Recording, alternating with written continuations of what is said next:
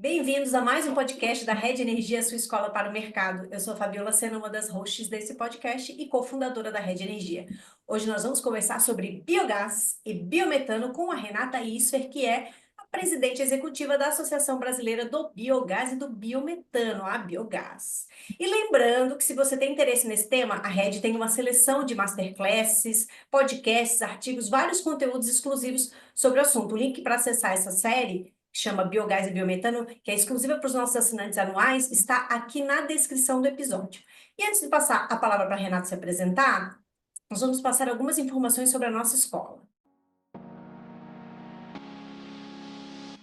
A Rede Energia é a escola de formação contínua para carreiras que precisam compreender tudo sobre negócios, mercado e regulação, os segmentos de geração, comercialização, transmissão, distribuição e transição energética.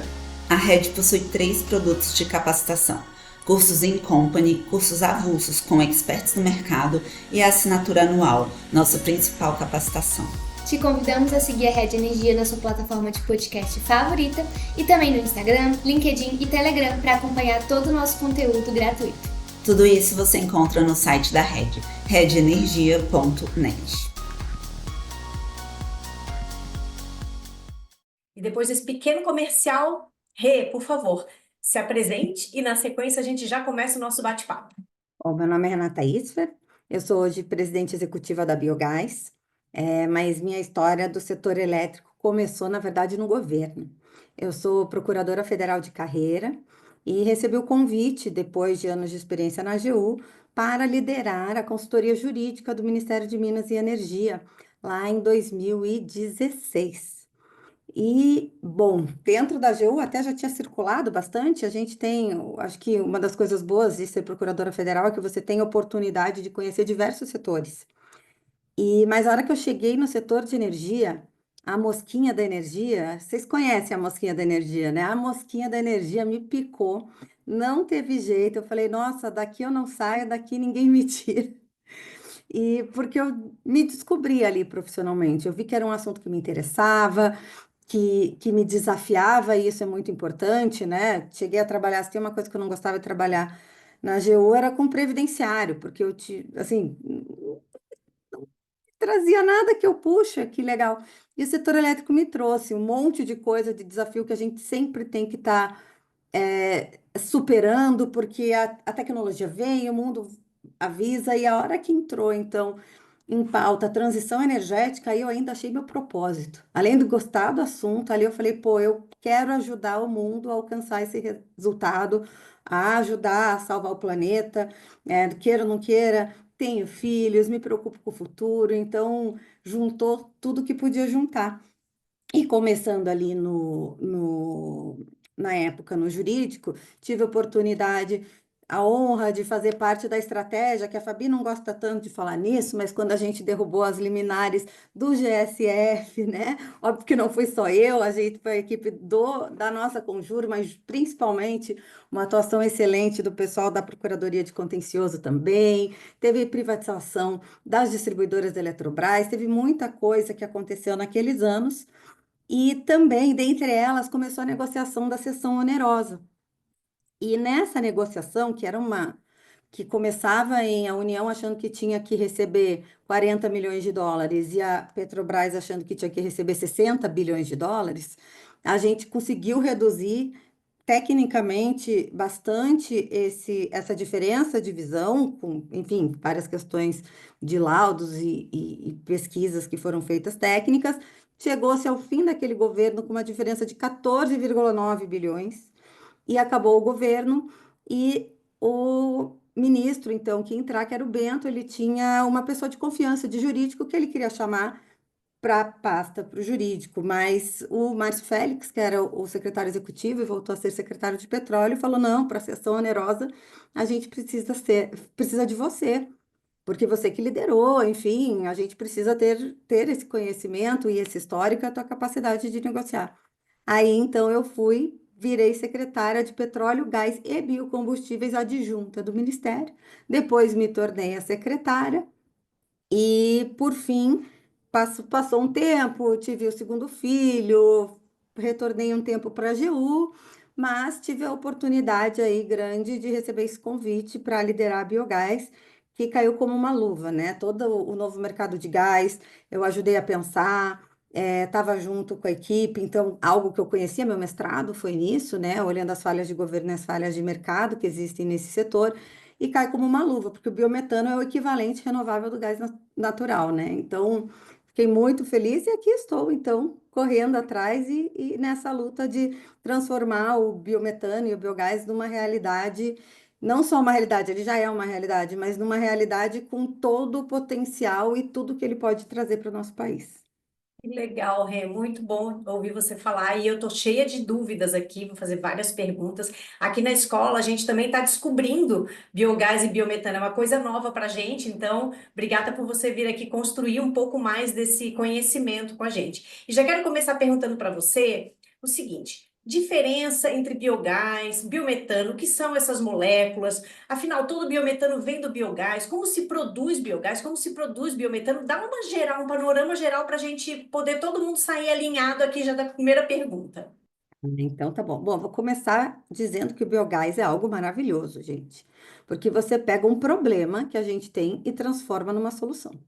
Então, todos os resíduos orgânicos, o que que é resíduo orgânico? É tudo aquilo que apodrece. Então, tudo que sobra na lata do lixo, que é o que vem o cheiro ruim é o metano, que está ali dentro e que está sendo emitido na atmosfera. E pode ser de resíduo do setor de agropecuária, então pode ter ali os resíduos da produção de cana-de-açúcar, tem os dejetos dos animais, que é justamente ali o cocô dos animais mesmos, tudo isso está hoje poluindo e poluindo muito. Um efeito muito grave nas mudanças climáticas, porque quando você olha as emissões do Brasil, quase metade delas são de metano. Não são de gás carbônico, de ônibus, de carro, de indústria, não. A maioria é de metano. Vem muito da disposição do lixo que não é disposto de maneira adequada. 40% do lixo do Brasil ainda vai para lixão. O resto vai para o aterro, mas hoje não tem na separação, é muito pouquíssimos países que faz a separação do que é reciclável, do que é orgânico.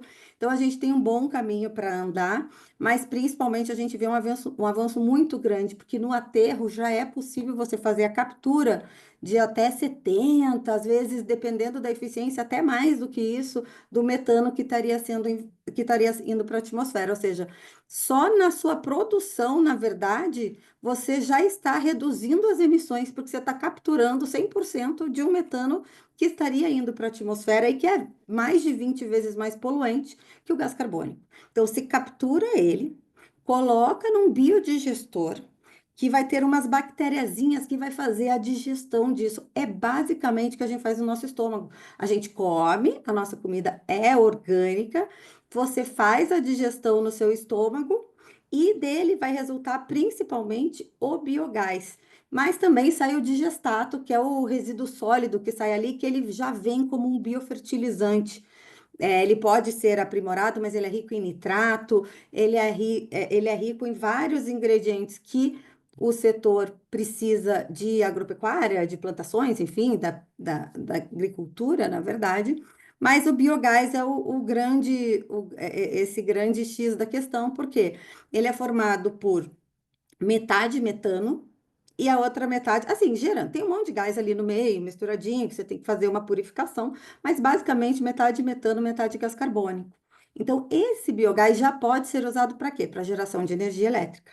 Ele já existem algumas termoelétricas para geração de energia elétrica que você pode usar o biogás.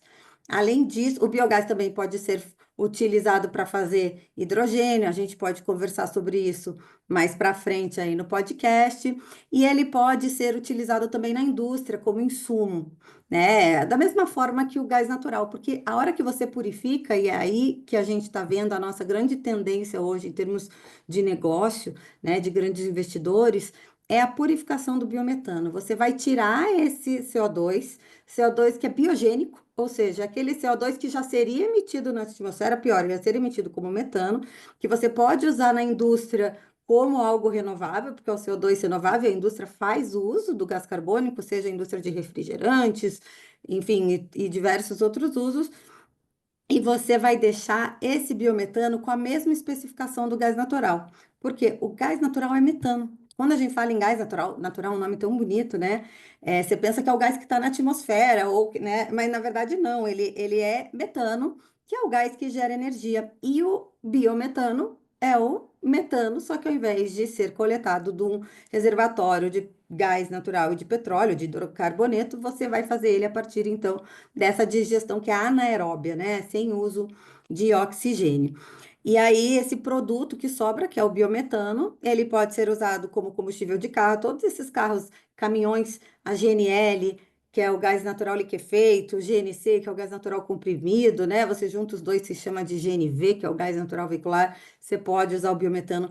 Qualquer indústria que use gás natural, seja para gerar calor, como uma indústria cerâmica, uma indústria de vidro, seja para geração da própria energia elétrica, seja para insumo, hoje a gente tem amônia verde sendo feita a partir de biometano, ali em Cubatão, na fábrica da Yara. Você pode usar, então, para a indústria de diversas formas. Pode fazer SAF, biocombustível de aviação. Se fala muito hoje, tem toda uma meta, e a gente já tem duas plantas, dois projetos para fazer SAF a partir de biometano. Então, vai ser uma das grandes fontes também para o bioquerosene de aviação. E você pode também, você pode também, então, tem o biofertilizante, como eu falei, você pode tanto usar, transformar o que sobra ali, que é o digestato, em biofertilizante, quanto você pode fazer biofertilizante seguindo a mesma lógica que você faz biofertilizante de gás natural, os fertilizantes, né? A maioria dos fertilizantes, então, vem aqui que é quando o pessoal reclama, ah, não, porque o gás natural está muito caro, porque usam o gás como insumo para as nossas fábricas de fertilizante no Brasil. Você pode usar o biometano, que é o caso exatamente da amônia aí, que é feita pela Yara, é um biofertilizante que está sendo utilizado a partir do biometano. Então, você pode, e você olha para isso, descarbonizar justamente os setores de difícil descarbonização.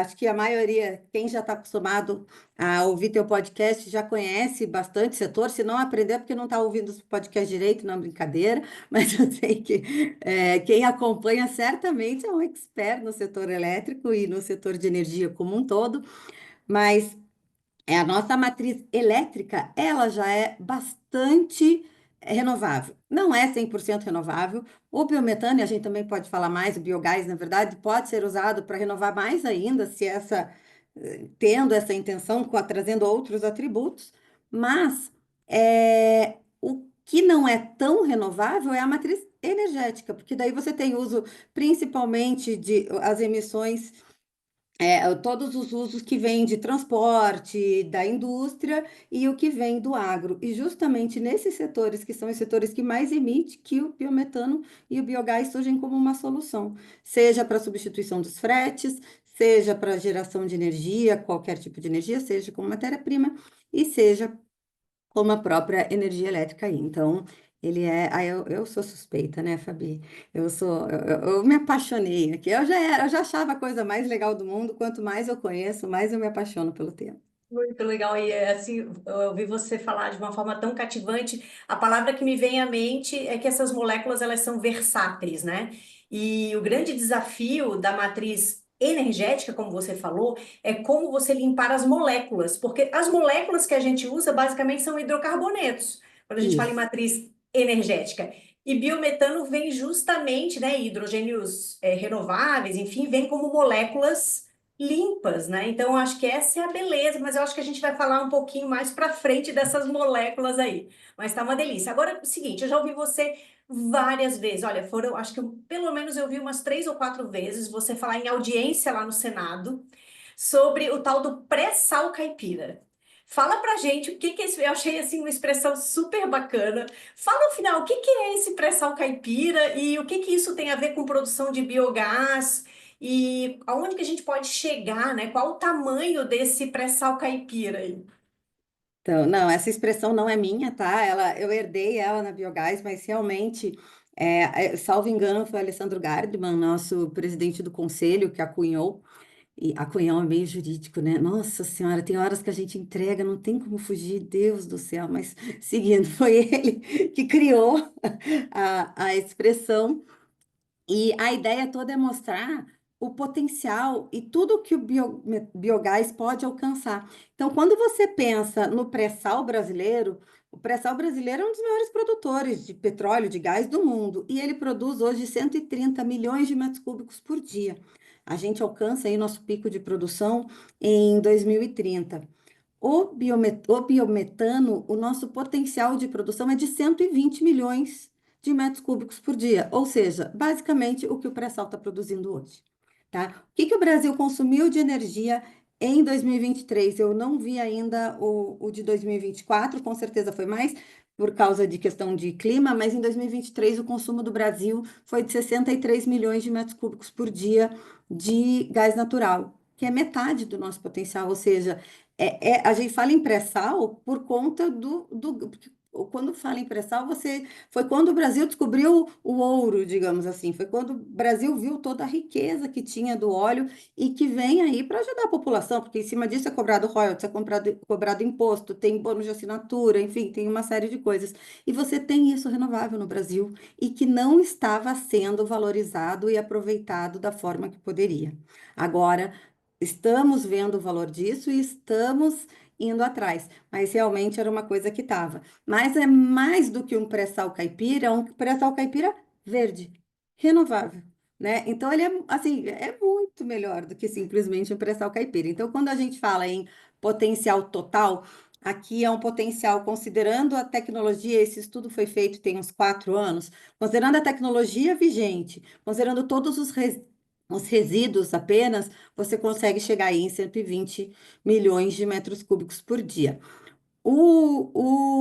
Obviamente, em tese, a gente pode fazer sem ser de resíduo. Hoje não faz sentido absolutamente nenhum para o Brasil, pois afinal de contas a gente tem muito resíduo aí ainda para gerar biometano. Já existem novas tecnologias sendo desenvolvidas. Então, por exemplo, esse estudo considerou, dentre os resíduos do setor das usinas de açúcar e de etanol, considerou apenas o que chama de vinhaça e de torta de filtro. Mas hoje já tem usinas produzindo com palha, né? A quantidade vai variar aí de uma eficiência, de um teste que eles fazem no decorrer do projeto. Então, assim, esse volume a gente quer até atualizar com as novas tecnologias para gente mostrar tudo que ele pode trazer, mas é um volume enorme. Hoje a gente produz de biogás, né? Não o purificado. O biogás, a gente tem 1.365 plantas. A maioria disso é para. Não, praticamente todas essas 1.365 são para geração de energia elétrica. Tem algumas termoelétricas que utilizam o biogás, mas tem muito que foi em geração distribuída. E a gente pode abordar isso depois dos atributos, porque quando a gente fala hoje no setor elétrico de GD, tudo é palavrão quase, né? Porque por todo a ausência, a inviabilidade de fazer um planejamento energético, considerando os incentivos que foram dados para a geração distribuída, que muita gente acabou desvirtuando o objetivo, enfim, toda aquela discussão.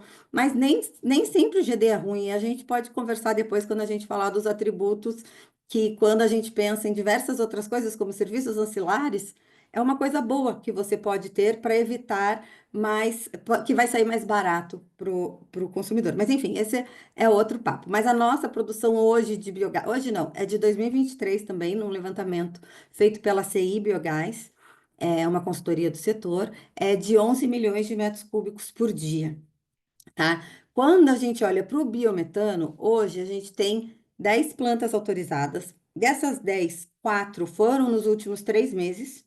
Antes tinham 6 por. Olha, desde que eu cheguei na Biogás era 6, 6, 6. E o número de plantas aguardando autorização só subia, subia, subia. Então, hoje a gente está com 32 plantas aguardando autorização. Essas plantas que já são autorizadas produzem 800 mil metros, 840 mil metros cúbicos por dia, quase 1 milhão. Tem mais 1 milhão aí, 1 milhão e 300 aguardando autorização.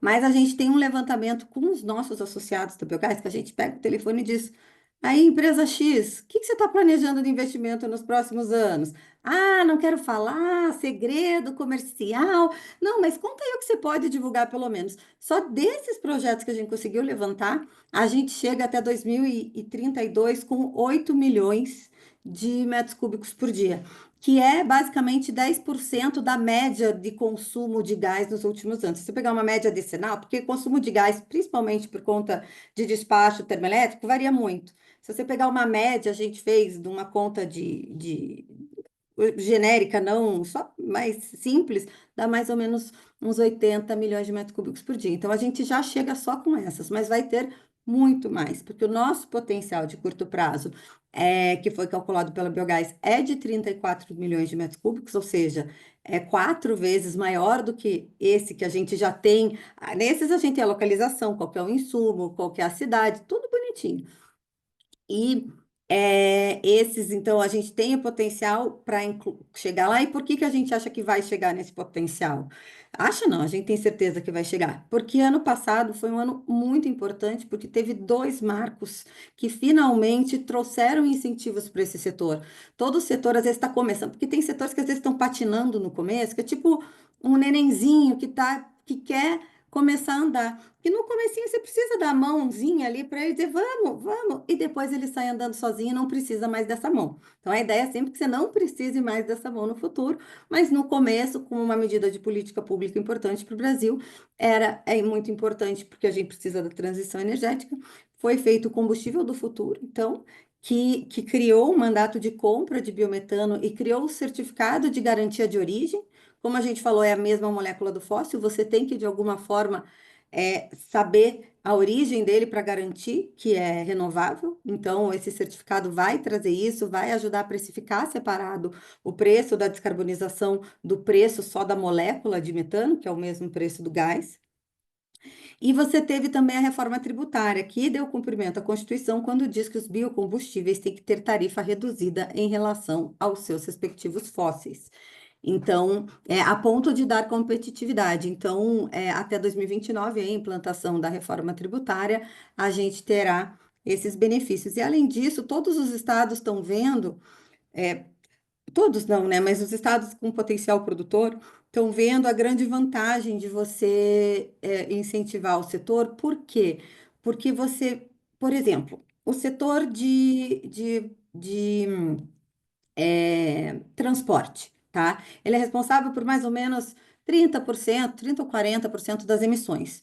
Nos outros países é equilibrado aí, tem muito que vem dos carros leves. No Brasil, não, o carro leve já tem etanol misturado ou os carros flex. Mas no setor pesado, que eles são só 6% dos veículos, ele, esse transporte pesado é responsável por 53% das emissões de gases de efeito estufa. E quando você substitui o diesel pelo biometano, você reduz em 90% as emissões, isso sem contar as emissões lá de trás que você deixou de emitir, que estaria indo do lixão para a atmosfera. Então, na verdade, é mais do que negativa essa pegada de carbono, considerando isso. E, mais do que isso, o biometano é competitivo com o diesel, em termos de preço mesmo, econômico, para o caminhoneiro. O gás natural é mais barato. O biometano, ele provavelmente, na maioria dos casos também vai ser mais barato, mas no mínimo ele é competitivo com o diesel, ou seja, vale a pena você trocar. Por que que você não troca? Bom, primeiro, onde você vai abastecer? A gente está falando de transporte pesado, caminhões que vão longas distâncias. A gente não tem pontos de abastecimento e postos de abastecimento, seja gás você tem ali na Dutra, quanto mais ainda de biometano. E, e daí você vai falar com as revendas, né, com as grandes distribuidoras de combustível, você fala, mas pô, é um investimento enorme para eu comprar o biometano, botar a infraestrutura, não tem caminhão. E daí você fica no ovo e na galinha, que fica um esperando o outro. Um espera a infraestrutura de um lado, o outro espera a demanda e ninguém sai. Então, a gente está vendo os estados e o próprio governo federal vendo a importância também. É nesses casos que faz sentido, de novo, essa política pública para você sair desse impasse que vive e depois a coisa caminha. Então, a gente tem visto bastante discussão de como incentivar a demanda. O estado de a cidade de São Paulo, ano passado, colocou os ônibus a biometano como uma das possibilidades para a descarbonização. O estado de São Paulo reduziu o IPVA para os caminhões a biometano. E, enfim, existem outros projetos, coisas simples, que às vezes podem ajudar muito. Por exemplo, ter prioridade quem é renovável, e óbvio que não precisa ser só para o biometano, né? Mas assim, eu aqui acabo defendendo o meu filhinho querido, né? Mas você diz, olha, quem é renovável, fura a fila do Porto. Olha o incentivo que gera, porque ficam aqueles caminhões, Porto de Santos, Porto de Paranaguá, ficou um monte de caminhão na estrada em época de safra, para escoar a safra. Ó, se você estiver usando biometano, você pode ir pela esquerda, hidrogênio, se for elétrico, enfim, o que for. Mas o biometano é o que está pronto, é uma tecnologia que já tem com preço competitivo, né? Os outros, num futuro, vem a opção, mas para o transporte pesado, a alternativa mais viável hoje, e é a que menos polui, a gente tem um estudo feito pela LCA, que é do professor Luciano Coutinho, que mostra que mesmo com o setor energético, o setor elétrico brasileiro, com a pegada de carbono do setor elétrico brasileiro, comparando com o próprio hidrogênio de baixo carbono, na verdade, o hidrogênio verde de eletrólise. Se você fizer tudo isso, o biometano ainda é o que menos emite ali considerando o ciclo de vida. Então, é uma grande alternativa e estão vendo isso. Então, esse olhar vai impulsionar para a gente chegar pelo menos aí no nosso potencial de curto prazo até o final dessa década. Nossa, essa resposta que você deu me abriu várias abas aqui na minha cabeça. E aí eu queria entender em termos de mapa, porque você falou uma coisa muito importante que é o desafio da distribuição, né, dessas moléculas. Acho que foi bem legal você ter falado. Quando a gente fala em mapa, quais são as principais regiões do Brasil onde está esse biogás? Aonde que estão essas plantas? Você falou tem mil e quase 1.400, né? Essas 10 plantas de biometano, mais ou menos onde elas estão? Se essa questão dos gasodutos, da malha brasileira é um desafio, então se você puder falar um pouquinho aí de mapa, né? Se a gente fosse olhar esse Sim. mapa de distribuição, onde é que está no Brasil? Bom, o Brasil é pequenininho, né? Assim, o lado legal é que a gente está falando de uma geração distribuída descentralizada, ou seja, você tem resíduos no Brasil inteiro. Não tem produção exatamente, mas você tem resíduo. Então, uma região que não vai ser a região que vai ser a grande produtora de potencial é a Amazônia, né? Ali a gente tem outros negócios. Mas você tem o descarte de lixo, pelo menos ali de Manaus, que você pode descartar apropriadamente e produzir o biogás e o biometano. Então, você tem no Brasil inteiro, mas para viabilizar economicamente em maior escala, às vezes faz-se necessário hubs, né? Isso são coisas que em alguns lugares vão fazer sentido. Então, se você tiver uma produção num determinado estado que você faça e não precisa ligar necessariamente à infraestrutura de gás, porque quando você chamou de versátil, foi uma excelente palavra, porque além de ele ter os vários usos, qualquer tecnologia que usa gás natural pode usar o biometano. Ele é drop-in, que a gente chama. Então, não é que nem a gasolina e o etanol, que tem o flex, mas foi necessário todo um estudo tecnológico né, para você conseguir. Ali não, você pode misturar na quantidade que você quiser, o tanto que você quiser, porque é exatamente a mesma molécula. E então, quando a gente pensa em volumes maiores que necessitariam de um gasoduto, que é para a gente chegar nos 120 milhões, a gente vai precisar de duto, né? O maior produtor disparado é o estado de São Paulo. Produtor não, maior potencial. São Paulo tem 50% do potencial de todo o Brasil, porque é o estado grande produtor de etanol. E o maior potencial brasileiro de todos os resíduos é o do sucro energético. Então, de 120 milhões, 120 bilhões, 56 bilhões é do sucro energético. Depois, com 40 e alguma coisa, vem da parte de pecuária. Depois vem outros resíduos agropecuários. E por último, nesse potencial, vem a parte de saneamento, que hoje é o maior produtor porque ele está perto do centro de consumo. Geralmente está nas cidades. Os maiores aterros estão onde? Perto das cidades. Então, ele é o low hanging fruit, é aquele que está pronto, caindo de maduro, digamos assim, né? Para você utilizar. Mas em termos de potencial total, comparando com o resto com os outros potenciais, isso é pouco especialmente quando você compara com os outros países, porque o Brasil é o país do agro, o Brasil como que chamam? Não é não é a fazenda do mundo, é enfim, a horta do Celeiro, mundo, né? o Celeiro do mundo. celeiro do mundo, isso, é o celeiro do mundo. E esse celeiro do mundo tem resíduo orgânico que vai gerar biogás. Então, o potencial do Brasil nem se compara com o dos outros países, assim, é muito grande. E aí, voltando para a sua pergunta dos estados, então a gente estava falando que São Paulo é o maior potencial. Você tem aí, e bem em São Paulo passa o Gasbol. Só que ele é um gasoduto de transporte. Então, você tem aí todo um desafio logístico também para chegar lá, porque ele precisa de um volume maior, não é o mesmo volume, é um volume grande que você precisa, e geralmente as produções que temos hoje, pelo menos de biometano, elas são menores. Mas pelo contrário, não é que não seja possível, é que demanda um estudo maior para você fazer justamente daí um tipo diferente de hub. Não é o hub que nem eu tinha mencionado antes, numa região totalmente isolada. Então, vamos pensar na pecuária do Mato Grosso. Tem um monte de fazenda perto de Sorriso. Você poderia fazer um hub para alimentar a indústria de Sorriso, para abastecer as casas de Sorriso, que ficaria ali entre eles.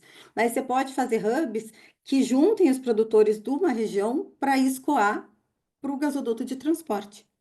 Porque aí só que você tem que ter um volume mínimo. A TBG está estudando isso, a TAG está estudando isso, e justamente o da TBG ele corta todo o estado de São Paulo. Então, tem duto ali. E São Paulo é o estado que também tem a rede de dutos de distribuição mais capilarizada. Então, a Comgás é, de longe, aqui tem a maior rede de distribuição, mas São Paulo tem uma característica que eles têm 3 distribuidoras concessionárias estaduais de gás canalizado. E o principal da produção não fica na área de concessão da Comgás, fica na área de concessão da Necta, que não é onde está essa demanda industrial que está em São Paulo. Então, já começa com um grande desafio, que é como que você leva de uma concessionária para outra. Então, tá nos planos deles interconectarem os dutos, pode ir pela rede de transporte. E o que é uma coisa que a Necta está olhando hoje, tem a demanda de diesel, porque o pessoal está olhando a demanda que existe hoje, mas o legal do biometano é que a gente não está aí para, vamos substituir todo o gás pelo biometano. Não, pelo contrário, a gente precisa de gás no Brasil. Então a gente vai ser complementar a esse gás, mas quanto mais biometano a gente tiver, pelo menos aí no começo né, a gente é complementar, mas o volume do gás vai ficar pequeno nesse mix e já vai descarbonizando, vai tirando metade das emissões do gás que está entrando, do gás que é fóssil, né? Então você tem essa rede mais capilarizada, mas mesmo assim, gente, o estado de São Paulo, qualquer estado brasileiro é do tamanho de um país maior que um país na Europa, né? Então tem seus desafios para o escoamento, especialmente porque esses dutos não foram olhados para onde está a produção de biometano, foi olhado para onde está a produção de gás e aonde estão os consumidores de gás. Então, o desafio agora é chegar, porque muito disso vai vir de escoamento direto para a rede de distribuição, que é algo que não existe hoje. Hoje, injeta-se na rede de transporte que entrega para a distribuição. Mas como a rede de distribuição é mais capilarizada, no biometano você vai injetar. E quando você olha para a França, que já é um mercado bem desenvolvido de biometano, você injeta, eles inclusive têm o fluxo reverso do gás. Porque hoje o gás só sai do duto para ir para o consumidor. A hora que você tiver um grande volume de biometano sendo injetado, vai ter que começar a pensar nessa viabilização desse gás entrar no gasoduto de transporte, por exemplo. Mas isso tem um tempo ainda, mas é algo que já existe na França e que é legal a gente ter isso na cabeça, que é um futuro que, dando tudo certo, vai eventualmente acontecer. Hoje você tem saídas mais simples, você não precisa mudar o fluxo da molécula. Hoje, se a gente conseguisse regulamentar a troca operacional, que é o swap, já estaria maravilhoso. Né?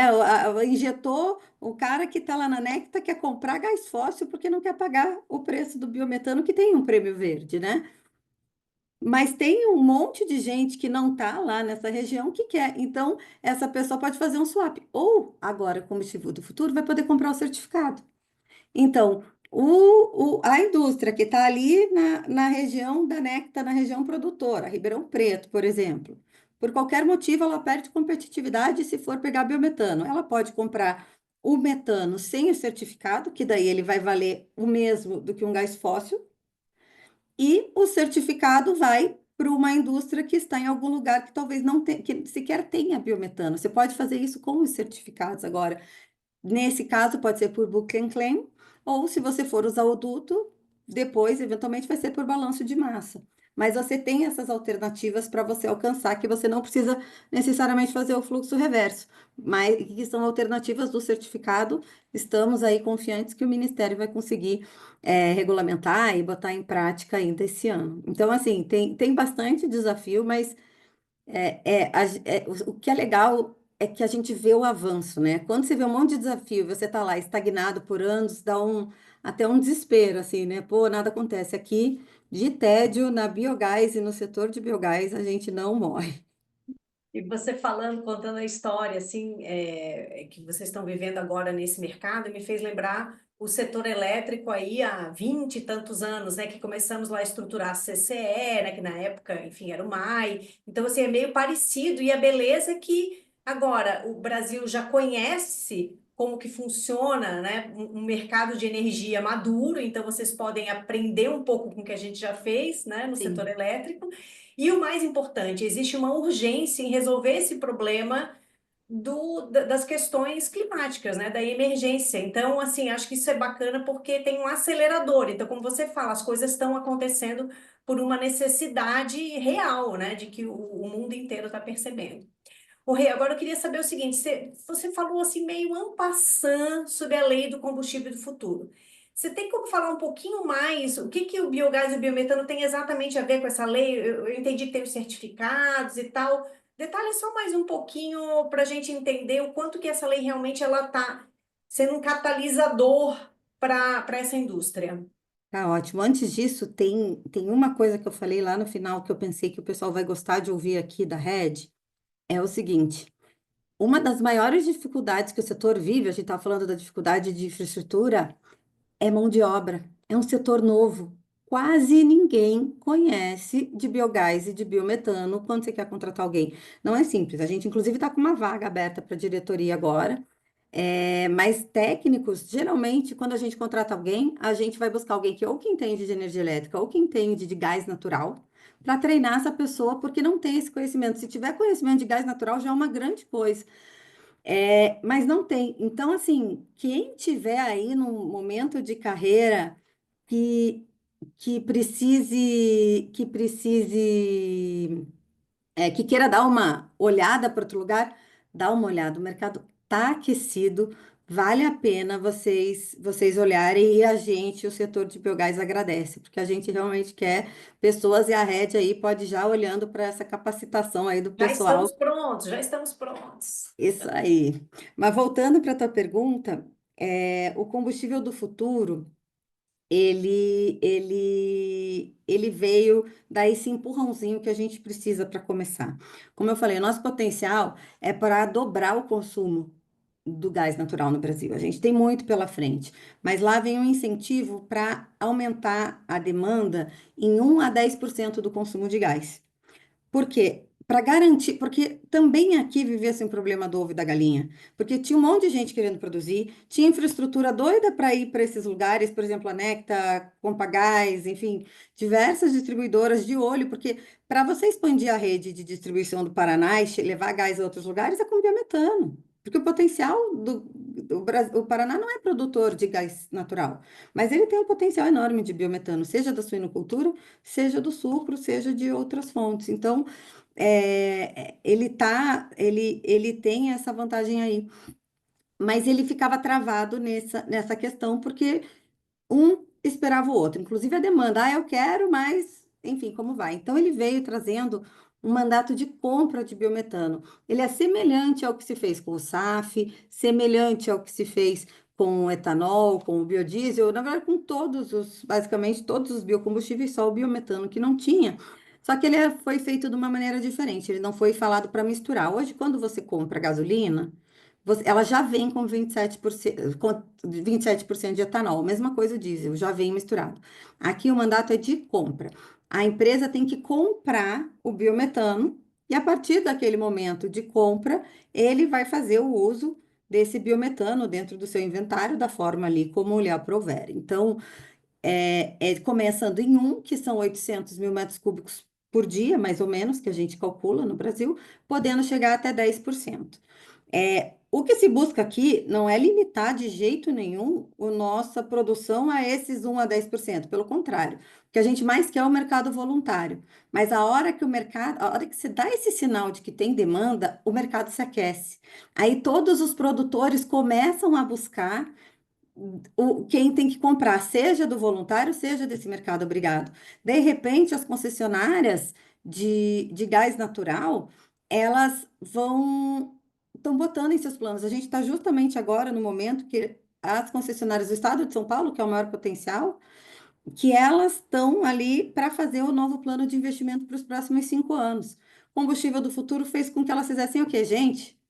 Vamos botar biometano aí, porque é um sinal de que vai ter essa demanda, né? Então, isso daí vai trazer, e assim, o que mais a gente quer é que a gente chegue em 2030 e diga ali, nossa, o combustível do futuro foi maravilhoso, né? Foi maravilhoso. Que bom que a gente não precisa mais dele, sabe? Porque já alcançamos, já está decolando e o negócio já está ficando de pé, porque ele já está crescendo e conseguiu alguma coisa de pé, mas era aquilo que estava realmente mais perto da infraestrutura, mais maduro, que tinha um mercado específico naquela região e não todo esse potencial que a gente tem. Então, o que que ele criou? Um mandado de compra. Quem que tem que comprar? Produtor e importador de gás natural. Quando você olha para o RenovaBio, quem tem que comprar são as distribuidoras, que é a parte de logística. E aqui a gente, de um lado, teve essa visão de que não é o principal elo, quem efetivamente gera o produto fóssil é uma etapa anterior, nesse nosso caso, e eu não estou dizendo que o RenovaBio deveria ser diferente, cada um tem as suas peculiaridades, mas no nosso a gente entendeu que fazia sentido não apenas por esse ser o elo que produz o fóssil, mas também porque a gente tem uma característica na nossa Constituição que a que fica para o Estado a regulação da distribuição, né, de gás canalizado. Então, isso traz um desafio maior, e se fosse colocado, aí teria que aprovar em 27 estados para colocar na distribuição, o que não era o objetivo, mas não era só isso, né? Tem uma série de fatores aí que trazem esse objetivo. E, além disso, como eu já falei, criar esse certificado de garantia de origem, que vai atestar que aquele metano tem uma origem renovável, ou você fazer um booking claim, porque quando entra no duto tudo mistura, igual o setor elétrico, você não sabe a cor de um elétrico, você não sabe o metano qual que é, então você precisa ter essa garantia de alguma forma, e você dá acesso ao renovável para quem está longe da infraestrutura, que é essa questão aí que a gente estava falando antes. Hey, muito se fala do hidrogênio verde, né? E agora com a lei do hidrogênio renovável, né? Como hit da transição energética. É verdade que dá para produzir hidrogênio a partir de biogás? Como é que se faz isso, afinal? Bom, gente, tem várias formas, na verdade, de você fazer o hidrogênio. Existem várias rotas, né? Então, o mais básico e que é o que não faz sentido cá entre nós, seria a eletrólise, que você faria a partir do biogás. Você geraria energia elétrica a partir do biogás mais cara para gerar um hidrogênio mais caro a partir da rota da eletrólise. Mas, como eu falei, o biometano, ele é intercambiável com o gás natural. E o hidrogênio, que era o cinza, que já era comumente feito, que é uma tecnologia que já existe há anos, ele era feito pela reforma a vapor. Então, ele é até mais eficiente em termos de geração de energia, ele consegue gerar mais hidrogênio a partir de menos quantidade de insumo, e tá uma tecnologia totalmente pronta a partir ali, se você fizer. A questão toda, e a gente sempre se preocupou, quando você fala de hidrogênio, você considerar todas as fontes para considerar um hidrogênio de baixo carbono, e você tem alguns, principalmente mais PID, de hidrogênio a partir de biogás e biometano, mas a grande questão, eu acho que no Brasil, não faz sentido você converter o biometano em hidrogênio se o biometano já tem as mesmas características que fazem o hidrogênio ser um hit, como você falou. Por que que ele é um hit? Porque ele é, por exemplo, armazenável. O biometano já é armazenável. Ele tem flexibilidade. O biometano e o biogás já tem flexibilidade. Ele tem ele tem capacidade de modulação, você pode gerar a hora que você quiser, tudo. O biometano já tem essa capacidade de modulação. O que o setor elétrico quer, que é uma energia renovável e que ao mesmo tempo traga segurança energética, ele já tem. Com algumas vantagens além dessas, que você tem ainda a questão dele estar espalhado pelo Brasil, ou seja, ele está próximo à carga, ele facilita e ele não tem a desvantagem de outras fontes que usam de bateria o nosso setor elétrico. Pelo contrário, se você quiser, você pode só usar a geração dele no horário de ponta, que é a hora que o Brasil mais precisa, porque ele tem essa capacidade, né? E além disso, ele traz estabilidade para a rede, porque ele está ali, pode ser gerado em tempo integral, ele posterga investimentos em localidades que são fim de linha, né? Ele tá para lá, então assim, todas essas vantagens que o hidrogênio dá, ele também pode trazer. Só que o hidrogênio, ele vai ter seu uso no Brasil. Eu acho que o que não falta é coisa para descarbonizar nesse mundo. A gente tem um desafio enorme. Eu não acho que existe uma competição de fontes. Eu acredito que você tenha que olhar o que faz sentido em cada região. Então, tem lugar que o carro elétrico vai fazer sentido, tem lugar que o hidrogênio vai fazer sentido, tem lugar que não vai fazer sentido nenhum, que você vai fazer o biometano, você vai fazer o biogás, você vai usar a eólica, você vai usar solar, você vai usar, enfim, outra bateria, dependendo do caso, você vai usar. Cada lugar vai ter a sua particularidade, né? Mas olhando para o cenário Brasil, se não for para você pensar em exportar, normalmente, a lógica vai ser muito maior de você utilizar o biometano, porque, por exemplo, se você for usar para a indústria, ele já usa, a indústria que já usa gás, você já pode usar sem precisar trocar, por exemplo, uma, uma, uma indústria da parte de siderurgia que usa carvão, vai ter que mudar a tecnologia de qualquer forma, né? A não ser que a gente dá para fazer carvão biogênico a partir de biogás e biometano, tá? Existe essa possibilidade. Mas uma que usa gás natural, ao invés de trocar para um hidrogênio, você troca pelo biometano. Sai muito mais barato para essa siderúrgica. Então, cada lugar vai tendo a sua vantagem e a sua desvantagem, né? E o Brasil, graças a Deus, é um país riquíssimo em recursos naturais. E a gente tem que aproveitar tudo que a gente tem. Eu acho que esse foi a grande lição do G20, que deve ser, se eu tiver um pedido aí, Papai Noel já foi embora, mas eu tendo um pedido aí para o nosso ano, para ir para o nosso governo como um todo, será: a gente tem que aproveitar essa oportunidade da COP para mostrar como os biocombustíveis são essenciais para a transição energética. Sem os biocombustíveis, a gente não vai chegar no net zero, a gente não vai chegar para redução, em manter as emissões em 1,5 graus Celsius. A IEA já falou sobre isso, inclusive essa semana eles estão vindo para o Brasil, e a gente realmente precisa se a gente quer chegar. Não é só que a gente precisa dos biocombustíveis, a gente fala dos biocombustíveis porque o hidrogênio o mundo inteiro fala, eletrificação o mundo inteiro fala, mas biocombustíveis, quem tem que puxar essa carruagem é o Brasil. Porque o resto já vem. Então a gente precisa de tudo. A real a gente precisa de todas e de algumas que ainda não foram inventadas, que a gente vai ter que chegar com essas soluções para a gente chegar onde a gente precisa. Então eu acho que esse é um grande ponto aí que a gente precisa fechar. Mas assim, depois do resultado do G20, eu estou bastante confiante que pelo menos no canto do mundo, que eu espero que seja a maioria, que está correndo atrás de limitar as mudanças climáticas e que está vendo, na prática, a gente está sentindo na pele já essas mudanças climáticas, alguns sentindo muito mais do que outros, especialmente a população mais pobre, mais carente, é quem mais sofre, né, com essas mudanças. É, eu acho que esse cenário todo e a liderança que o Brasil já começou a fazer são ótimos indícios de que esse meu pedido para o Papai Noel e para o Papai Governo nessa COP, para que a gente consiga avançar e colocar isso no mapa mundial de que existem, que os biocombustíveis também são indispensáveis e que são, considerando o ciclo de vida, totalmente renováveis e de baixo carbono. Que aula! Rê, que aula! Foi assim um bate-papo delicioso, mas chegou ao fim. Queria te agradecer demais aqui a sua presença no podcast da Rede. Volte sempre que você quiser. A escola está de portas abertas para você. Queria deixar um espaço final para você dizer aí como que faz para acompanhar a Biogás, como que faz para acompanhar a Renata Isfer, dar as dicas aí finais para gente.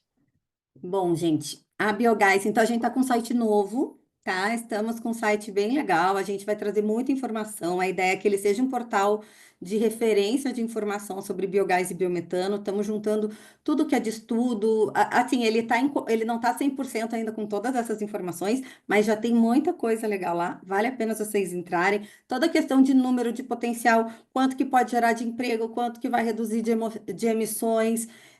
Tudo isso a gente tem lá bonitinho no nosso site, explicando todos os jargões. Então, tem uma seção que é Conheça o Setor, que é bem didática, para entender muita coisa do que está acontecendo ali.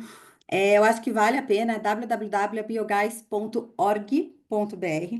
Vocês podem seguir a gente também no LinkedIn e no Instagram. Tem no Facebook também, tá lá a informação, mas hoje Facebook, eu não sei por que que eu falei do Facebook, ninguém quase segue o Facebook, mas enfim, a gente tem o Facebook também. E, enfim, quem quiser, tiver interesse em me seguir, o meu é Renata Isfer, é meu nome, é fácil. Perfil profissional é no LinkedIn, Instagram eu não uso muito profissionalmente, ainda chegarei lá. E eu não tenho tempo nem para o Instagram, nem para o LinkedIn ultimamente. A nossa vida aqui tá animadíssima, gente. Vocês não têm ideia, todo mundo interessado no biometano. No Brasil, o biometano está extremamente pop, e a gente está dando graças a Deus que isso está acontecendo, mas está animada a brincadeira aí. A gente não para e espero que continue assim e só aumente essa empolgação. Legal. E quem ficar com saudade da Renata, dá uma olhadinha nas audiências públicas lá do Senado. Vira e mexe, a Renata vai lá, é sempre chamada para falar sobre transição energética, biocombustíveis, então é bem legal, porque esses dados vão sendo atualizados lá, né? A Renata sempre traz um olhar bem bacana. Realmente é um setor apaixonante e você cativou, tenho certeza, ainda mais aqui. E o pessoal que está querendo fazer transição de carreira para esse tipo de área, certamente vai aproveitar muito aqui a sua inspiração. Renata, super obrigada. E antes de me despedir, eu vou dar aquele recadinho final. Se você gostou desse episódio, não deixe de curtir e ouvir os outros. E para deixar aqui as sócias da Rede felizes, deixa aqui o seu 5 estrelas, o seu joinha aqui no nosso episódio. E até a próxima! Até a próxima, pessoal. Este foi mais um episódio do Redcast, que também está disponível no YouTube e na plataforma da Rede Energia. Acompanhe o Redcast na sua plataforma favorita e receba uma notificação sempre que adicionarmos um novo episódio. Se você gostou desse episódio, não esqueça de compartilhar e deixar um comentário ou avaliação. Até a próxima!